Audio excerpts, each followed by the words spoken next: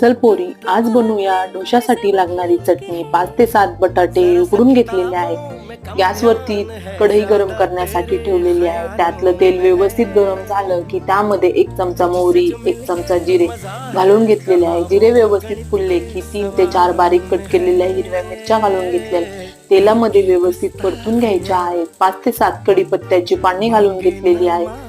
2 उभे कट केलेले कांदे घालून घेतलेले आहेत. कांदा गुलाबी रंग येईपर्यंत परतून घ्यायचा आहे.